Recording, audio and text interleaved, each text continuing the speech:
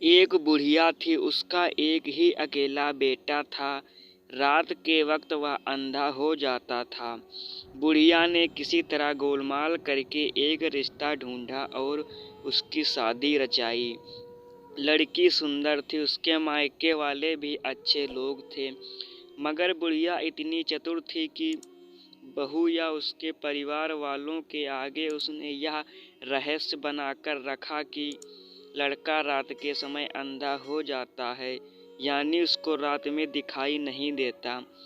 मगर सोचिए, यह सच कब तक छिपाकर रखा जा सकता था।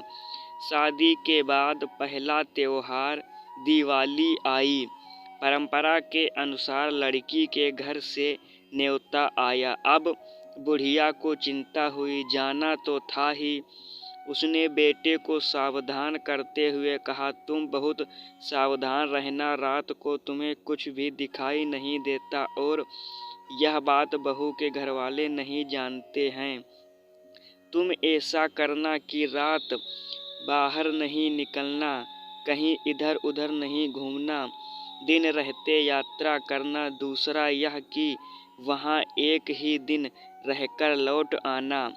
अपनी माँ के कहे अनुसार वह दिन रहते ससुराल पहुँचने के लिए बहुत तेजी से चल पड़ा, मगर कितनी भी कोशिश करने पर भी अंधेरा होने से पहले वह वहाँ पर पहुँच नहीं सका। उसकी नज़र धुंधली हो गई। माँ की चेतावनी याद कर वह एक जगह बैठ गया। उसके साथ किस्मत का खेल था। वह अनजाने में अपनी ससुराल के सामने के कूड़े के ढेर पर बैठ गया। वह वहाँ बैठा और उसकी सासू माँ कूड़ा फेंकने वहाँ आई। अंधेरा था, इसलिए उसने दामाद को नहीं देखा। उसने कूड़ा उसके सिर पर फेंक दिया। दामाद बेचैन होकर उठा तो सासू ने उसे पहचाना कि यह और कोई नहीं, अपना दामाद ही है। जो होना था वह हो चुका था, अब उसे पछताना ही था। उसने बहुत मंसूबे बना रखे थे। दामाद पहली बार घर आ रहा है तो उसकी बहुत अच्छी आवभगत करेगी, धूमधाम से त्योहार मनाएगी, रिश्तेदार और पड़ोसियों को आगे उसका सत्कार करेगी। मगर छी, यह क्या हो गया। उसको रोना आ गया। शर्म के मारे वह तेजी से घर के अंदर भाग आई। सड़क पर उसका 10 साल का बेटा भैंस को भगाता हुआ घर लौट रहा था। उसको देखते ही उसने कहा, बेटा तुम्हारे जीजा आए हैं। मगर पता नहीं क्यों वे हमारे घर के कूड़े वाले ढेर पर बैठ गए हैं। शायद पेशाब करने बैठे होंगे। मैं उन्हें वहाँ बैठे देख नहीं पाई, उनके ऊपर कूड़ा फेंक दिया। उन्हें मुझ पर गुस्सा आया होगा। तुम्हें वे बहुत चाहते हैं, तुम भी बहुत चाहते हो ना।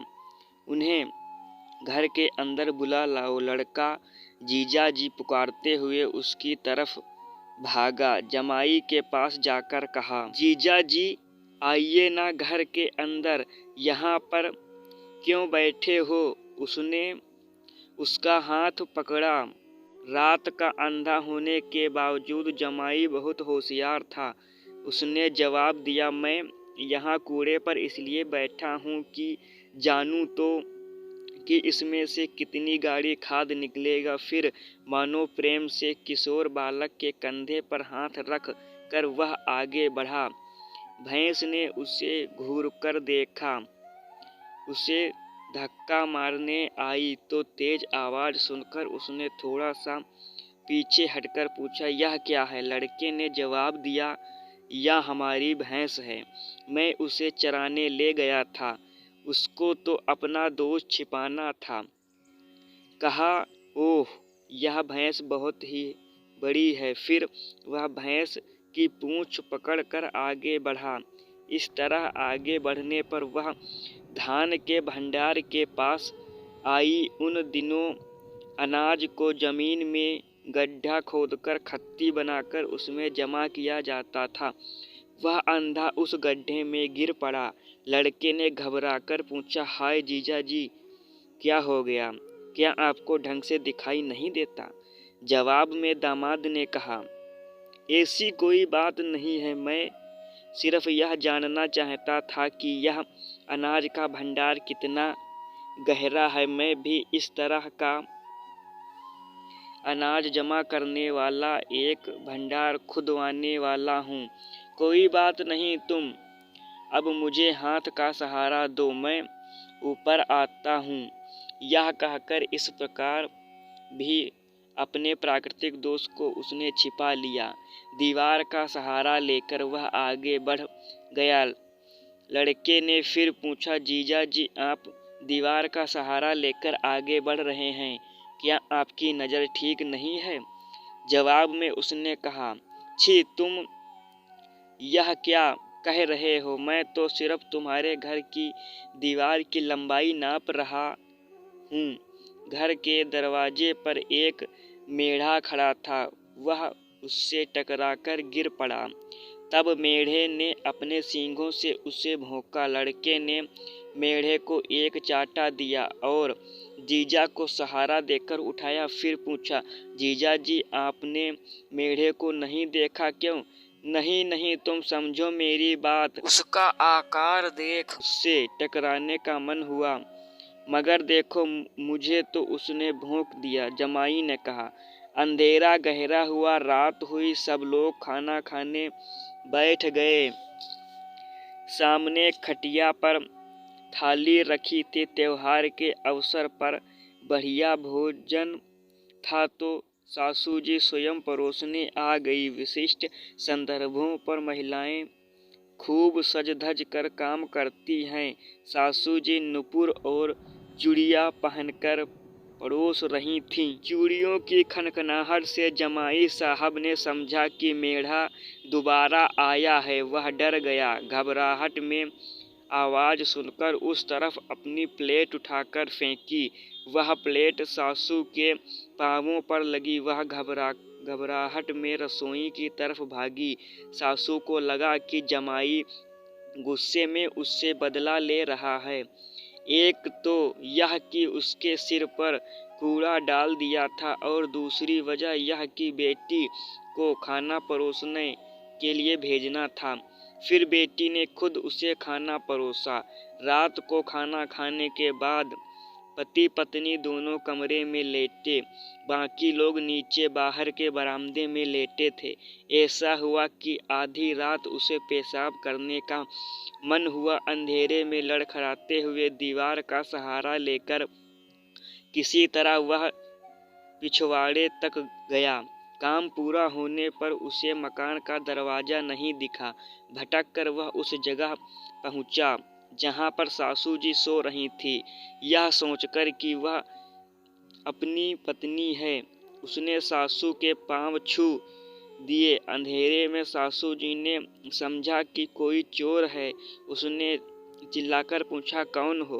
उसे अपनी गलती का एहसास हुआ। मैं हूँ मैं, उसका जवाब था। सासू माँ ने पूछा, आप हैं? आधी रात में आप यहाँ पर क्या कर रहे हैं? उसने कहा, मैंने खाने की थाली आपके ऊपर फेंक दी थी। मैं आपसे क्षमा मांगने आया हूँ। मुझसे गलती हो गई, मुझे माफ़ कर दीजिए। जमाई की बात सुनकर सासू जी बहुत बेचैन हो गई। कहने लगी, कोई बात नहीं, आप अब अपने कमरे में जाकर सो जाइए। उधर आधी रात में इस शोर को सुनकर उसकी पत्नी की समझ में नहीं आया कि बाहर क्या हो रहा है। उसे सिर्फ यह पता था कि उसका पति पेशाब करने गया है। उसने सोचा, माफ़ी तो सुबह भी मांगी जा सकती है। आधी रात में इन लोगों की आवाज़ सुनकर पड़ोसियों को कुछ गलतफहमी न हो जाए पर उचित नहीं रहेगा। वह बाहर आकर मामले को सुबह निपटाने के लिए कहकर पति का हाथ थामकर अंदर ले गई। रात बीती, सुबह हुई। जमाई उठकर अपने गांव जाने की तैयारी में लग गया। कहने लगा, मैं बहुत व्यस्त हूँ, बहुत काम है, मुझे जाने दो। इस पर अपनी बीबी को मनाकर सास ससुर से कहकर अपने घर के लिए निकल पड़ा।